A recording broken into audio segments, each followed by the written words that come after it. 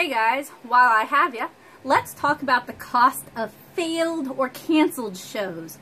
So, as you guys might know, I just got back from the Cherry Blossom Festival. I'm wet. My merch is wet. My merch is wet. The tent that I rented is still up there. That space is now vacant today. Cherry Blossom is going to go on despite the weather. The loss is more than just the loss of possible sales. So last year I made about $500. The loss is more than that. The loss is the cost of the initial space rental, which was, I'd have to double check, but it was around $100. Originally I was going to bring my own tent because I own like either an 8-foot by 8-foot or a 10-foot tent. But I didn't because I got sick, so I rented a tent. That was $200 for a last-minute tent rental fee out of pocket. Then we paid to park in a parking garage, and we paid for breakfast this morning.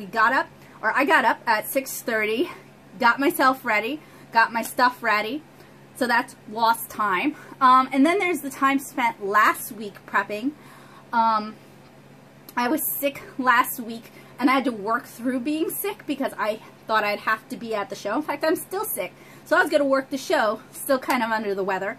So there's time loss, there's opportunity loss. I could have worked on other projects, I could have worked on other work, I could have worked on something that might have panned out financially and wouldn't have required me leaving the home or renting a tent or leaving my area. Cost of gas, cost of wear and tear on my car, cost of damage to the merchandise that got wet. I'm going to have to spend time drying everything, airing everything out, which means it could get ruined by my cat because it's going to be just out drying. I'm going to have to wash the tablecloths because they got soaked. What else? I told a few commissioners at MTAC that they could pick up their commissions, and I finished those commissions in time, and I brought them, so now I get to pay to ship them. So, as you guys can see, all these tiny hidden costs start really adding up. Canceling on a show is not something artists want to do, especially last minute. Most artists don't want to do that because they've already paid out of pocket. And it's not something that should be done lightly, and it's not something I enjoy doing. It looks unprofessional. Now, given the weather conditions, it was gusting into the tents. Some of the tents were really moving with the wind. I don't think anybody blames me for canceling, and I let the coordinator for my section know that I was leaving, and she seemed very sympathetic. So I think in this instance, leaving was the correct decision, but there are a lot of hidden costs, and the costs are more than just the loss of potential income. And I think that's something that people might not think about. And it's particularly important to think about when you are self-employed, when this is your source of employment, because you've already invested so much into it, and then you just have to say goodbye to that money. That money's gone. I'm not going to get that tent money back because most outdoor shows do not do any sort of reimbursement for weather conditions, and they didn't have any sort of an indoor contingency plan. It was just, it is what it is. Now, I did contact one of the organizers about getting a reimbursement for the sidewalls that I never received, and if I'd had the sidewalls, I do believe it would have protected my setup so I wouldn't be washing tablecloths, and I might have been able to stick it out. But honestly, the ground is soaking wet, so I feel like I would not have done that well anyway. But who knows? Sometimes when you do a show and a bunch of people cancel it out, but a bunch of people still show up, you do really well because people want to spend their money, and you're like kind of the only place for them to spend their money, so they're more willing to spend money on you. I also had merchandise and display stuff just get flat out ruined. So it has to be thrown away and then replaced. So there are a lot of costs, and then there's also the time recovering from the show, both physically because I'm sick and I was out in the weather and I was exerting myself out in the weather, so I'm going to get even sicker. There's also replacing things, going out of my way to find those things again because they got ruined. There's watercolors that got damaged. There's books that got damaged. So when you're self-employed and you have a lot of merch and you spend a lot of time making your merch, and then you do an outdoor show and it gets ruined, or you do an indoor show and you don't sell very well, I feel like it has a pretty significant toll, not only on you financially, but you emotionally. So I've had this happen enough times where I know I shouldn't blame myself. I did the best I could do, but there's also no good way for me to recoup that. Last year I held a mini con at home called At Home Con, and it was to make up for the fact that I didn't get into MechaCon that year and I'd lost that income. I was hoping to recoup that income, and yeah, I know I have mascara all over my face. And I didn't recoup that income. I made like 50 bucks, maybe. So, and I'm not complaining. I really appreciate the people who supported me in that. I'm just saying I haven't found a way to recoup lost income from cons. I don't feel comfortable going on Twitter and being like, oh guys, I had a really bad show, help me recoup my money. And I know other artists do, and it doesn't seem, I don't think less of them when they do that, but it's never worked to my benefit. No one's ever been like, oh dang, Becca, let me throw some money at you when I've had a bad show and I'm trying to move merch. So, I hope talking about lost funds and sunk costs helps you guys think a little bit more carefully when you're planning your shows. And this can happen to anybody. I was pretty careful planning my shows this year, and it still happened. So it can happen to anybody, but I know a lot of you are just putting in for every single show you can because you're trying to get experience under your belt. And I've done a lot of shows that promised big and delivered little, like Anime Southeast, which was in Tennessee before I lived in Tennessee, and it was terrible. And TaigaCon, I believe, which was in Nashville, and it was abysmal. Just nobody came, and they did no promotion. Or like Ape last year, where there was no promotion done at all, despite us talking to Dan Vado about how to attract more comic people into the show. Just nothing was done to improve the show, so the show was really pathetic. And there's warning signs. Usually before a show, you'll get like a feeling that it's going to be like maybe I shouldn't go this morning. But there is such a stigma about it being unprofessional for artists not to show up.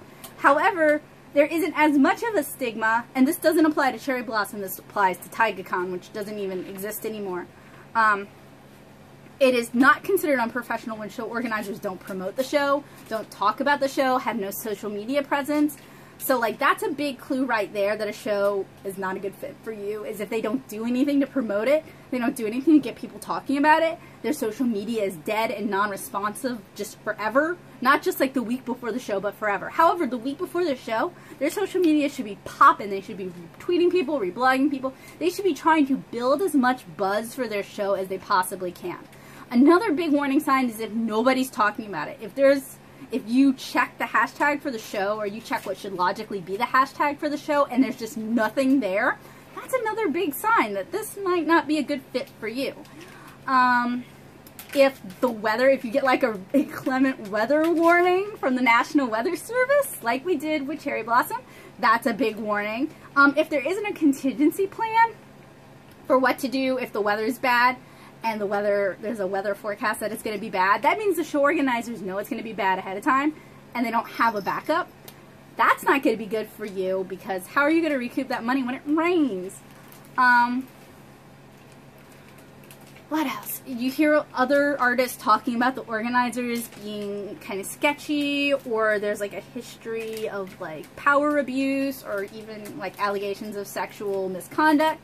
That's a good time to kind of like cut your ties with that show and move on with your life, because there's going to probably be a backlash that year, and the attendance is going to be low, or the attendance is going to be the same, but nobody wants to spend money because everybody's in a bad mood.